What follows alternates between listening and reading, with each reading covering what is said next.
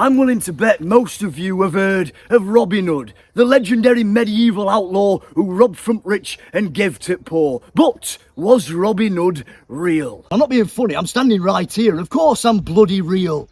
In all seriousness though, yes, Robin Hood was real in a manner of speaking, and the real Robin Hood was quite a bit different to the version that most people are familiar with in the modern world. So, who was the real Robin Hood?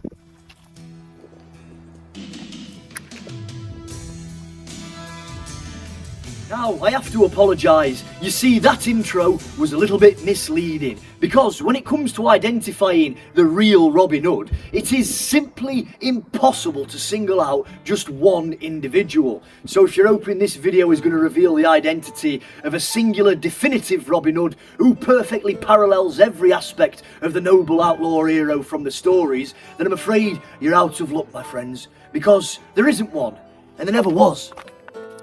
But fear not, our journey does not end here. To better understand the concept of a real Robin Hood, it's simply a matter of changing one's perspective. And to find an identity, we need to cross-reference the fictional Robin Hood works with historical records. The Reverend Joseph Hunter were among one at first to examine historical records in an attempt to identify the real Robin Hood, and since then it's become the subject of decades of serious research, producing countless books, papers and articles. Historians and scholars have debated and theorised as to his possible identity, but thus far no one has been able to forge a link strong enough between the Robin Hood legend and a single man. Some of the earliest surviving Robin Hood stories come to us in the form of ballads, and when we cross-reference certain aspects of those ballads with historical records, we find that there were actually several different men throughout the medieval period who appear to have inspired the Robin Hood stories. So, historically speaking, there was more than one real Robin Hood. And the real Robin Hoods weren't quite gallant heroes like the modernised version of him you'll find in film and television. Some of these lads were savage thugs. And with that, allow me to introduce myself. I am but one of those real Robin Hoods. My name is Robert Hood of Wakefield, and I was a 14th century yeoman working as a forester during the reign of Edward II. And my exploits helped to inspire the early Robin Hood ballads. And I will be your tour guide on this journey through medieval England to discover the history behind the legend of Robin Hood. Now, putting the real history aside for a moment, even in the fictional stories, the Robin Hood character isn't actually always the same person throughout. You see, most people think that there's only the one Robin Hood story, that of a disinherited nobleman who was loyal to King Richard the Lionheart and fought in his crusades, to later return to England to fight the tyrannous Prince John and live as an outlaw in Sherwood Forest, robbing from rich and giving to poor. But this is actually the narrative of the later Robin Hood stories. In the early ballads, the Robin Hood character was originally a yeoman outlaw operating in the Barnsdale Forest area of Yorkshire. And during the time of the early ballads, the Robin Hood character would have been far more associated with Barnsdale and Yorkshire, as Sherwood Forest only featured in one of the early ballads. Later on, however, the legend would become synonymous with Sherwood and Nottingham. Now it's time for us to head into the Greenwood. We're going to journey through Barnsdale Forest, down the Great North Road, all the way to Sherwood Forest. Come on, let's have ya.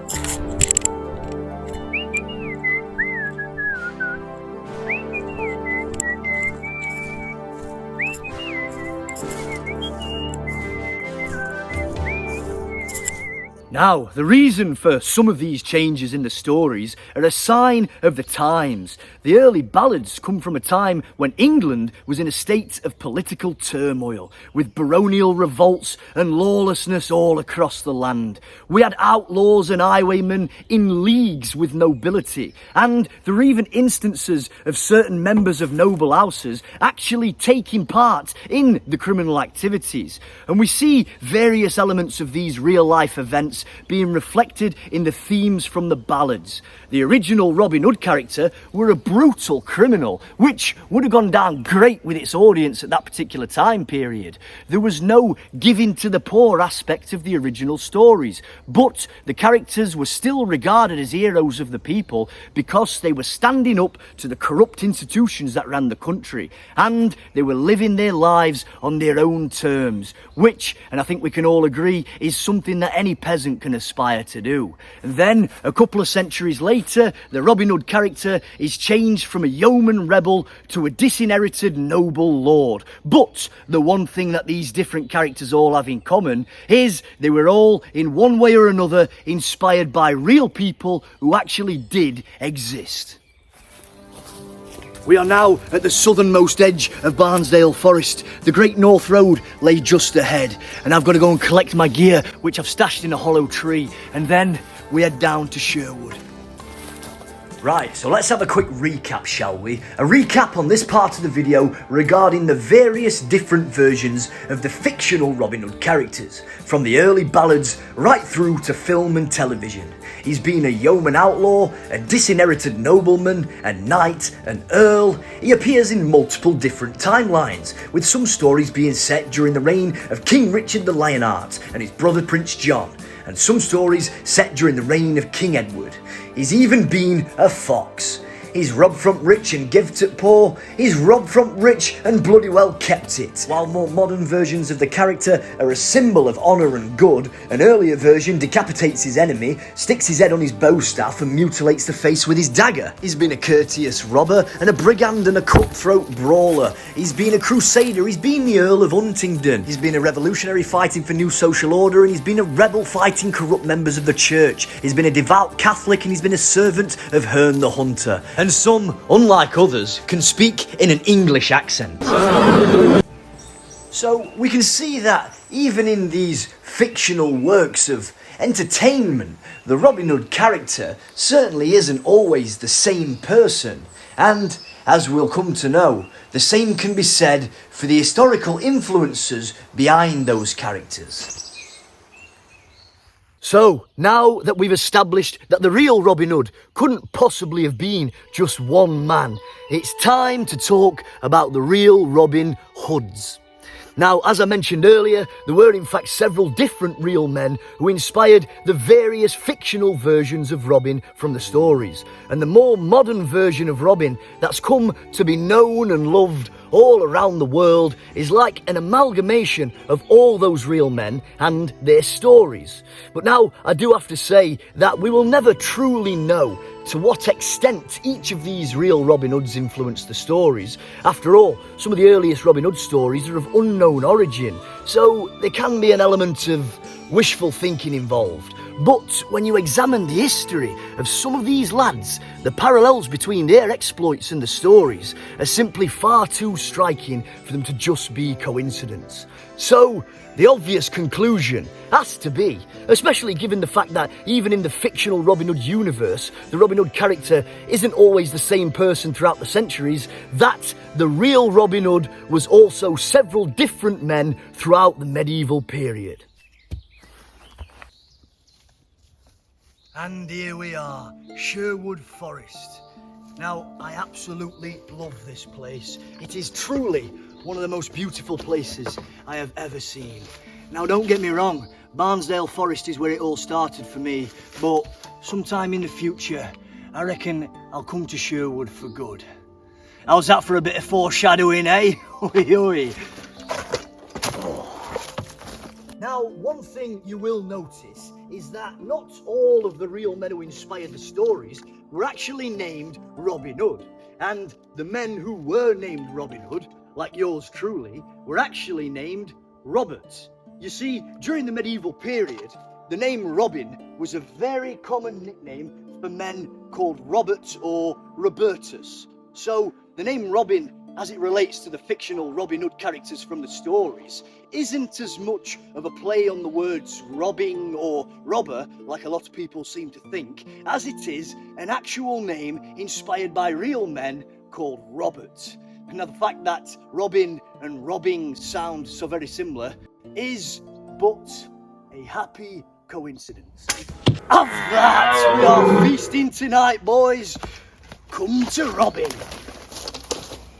Now, I won't be going into too much detail with these individuals, as I do plan to cover the history of each of these lads in their own videos, so consider this the first episode and introduction to the series. Some of our historical non-Robins include lads like Hereward the Wake, Fulk Fitzwarren, Roger Godbird and William of Cassingham, and there are aspects of the histories of each of these lads that closely parallel certain elements of the Robin Hood legend. Hereward the Wake was an Anglo-Saxon nobleman who led a rebellion against the invading Normans. William of Cassingham, otherwise known as Willikin of the Weald, led a band of archers and used guerrilla warfare tactics in the forests of southeast England against the occupation of King Louis of France. And now Fulk Fitzwarren, he had a real-life rivalry with Prince John, and when John became king, he kicked Fulk out of his family castle on the Welsh marshes, and as a result, Fulk called his men to arms and took his castle back by force. And Roger Godbird gives us a link to Nottingham, as he was a member of the garrison of Nottingham Castle, after which he led a band of men in a crime spree across Nottinghamshire and its neighbouring counties of Derbyshire and Leicestershire. Now, some of our historical Robins include lads like Robert Fitzoda, who during the 12th century was a knight and lord of Locksley Manor. He was the real Robin of Locksley, and his influence could very well be the reason that Locksley came into the legend to begin with. Now, Robert Oda is described in records as a plunderer, and as a result of his questionable behaviour, he was disinherited, stripped of his knighthood, excommunicated from the church and thrown out of his manor. Then we have the two Yorkshire Robin Hoods, who operated sort of in the same part of Yorkshire during the same sort of time in the early 13th century. We have Robert Hood of Wetherby and Robert Hood of Linton, the latter of which was known as Hobhod, with Hob being an Old English nickname for men called Robin or Robert. Hobhod was almost like an archaic way of saying Robin Hood, and it could have even read as Robhod or Robnod. Now, these boys were two very naughty boys indeed, and they would both end up getting on the wrong side of the Sheriff of Yorkshire. And then we have yours truly, Robin Hood of Wakefield. And there are aspects of my real story that parallel the early ballads like no other. In particular, a ballad known as A Little Guest of Robin Hood. Now, the reason I chose to portray this particular historical Robin Hood as opposed to a purely fantasy version is because of the striking parallels to the early ballads. And although I absolutely adore some of the Robin Hood films and books, I feel that the fantasy Sir Robin of Locksley, Good King Richard, Bad Prince John story arc has been done to death. And I reckon it's about time to shine some light on the Robin Hood of the early ballads. The original Robin Hood. Hey up, looks like my midday appointment's here. Ready, boys? Have that, you bastard. John, you get the horses. Will, come with me. Eventually, the name Robin Hood would go on to become a sort of term for rebels and bandits. Yes, towards the later medieval period, names like Robin Hood, Robertsman and Robert's Knaves would be adopted and used as aliases by bandits or outlaws who operated in gangs. And there's even instances of men having their last names changed to Robin Hood by the courts. In 1441, a group of labourers in Norfolk blocked the highway, threatening to murder a certain Sir Geoffrey Arsyke. It's recorded that the men were fiercely chanting, "We are Robin Hood's men, war, war, war." And in early 1450, there was a failed uprising in eastern Kent, led by a Thomas Cheney, who went by the nickname Bluebeard the Hermit. The names of his rebel captains included the King of the Fairies, the Queen of the Fairies, and Robin Hood. Now these are just two examples that give evidence that rebels had begun using the name Robin Hood as an alias a century or two after the real life exploits of the real Robin Hoods from the 13th and 14th centuries. Most people tend to think of Robin Hood as one singular individual, whether fictional or historical. But if we review the various fictional Robin Hood works from across the centuries, that clearly isn't the case. And then if we review the years of research that's gone into the legend, we can also see that it clearly wasn't the actions of just one man alone that's inspired these stories. Now, don't get me wrong, the Robin Hood legend wasn't solely inspired by a bunch of rebellious robbing bastards throughout the medieval period. No, there were also many mythical elements to the legend as well, such as influences from pagan folklore, ancient plays, and traditions from within the later medieval May Games festivals. And we can also see quite a few popular tropes that seem to reoccur in the storytelling of those particular eras, but we're not talking about those in this video. No, those are all topics for another time. In this video, we're asking, who was the real Robin Hood? And the answer, simply, there were several. When considering the potential for a real Robin Hood, it's simply a matter of changing our perspective. Instead of thinking of him as one individual, think of him as several. And when you're talking about him, remember to specify which particular version you're referring to, because there is, without a shadow of a doubt, several different versions. The Robin Hood legend, as it's come to be known in the modern world, is but a series of fictional tales. Of course, I'm not trying to suggest that the stories are anything other than fictitious entertainments, but the characters from those stories were inspired by real life people who very much did exist.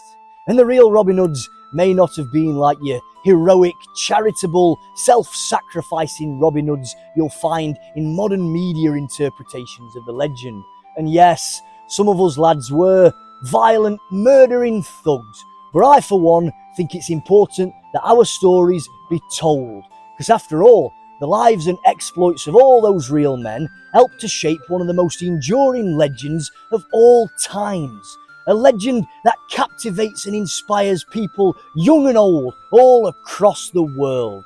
It's a combination of both fact and fiction that make the legend truly great. And while it's the fictional stories and characters that are more well known in the modern world, let us not forget the real men who inspired them.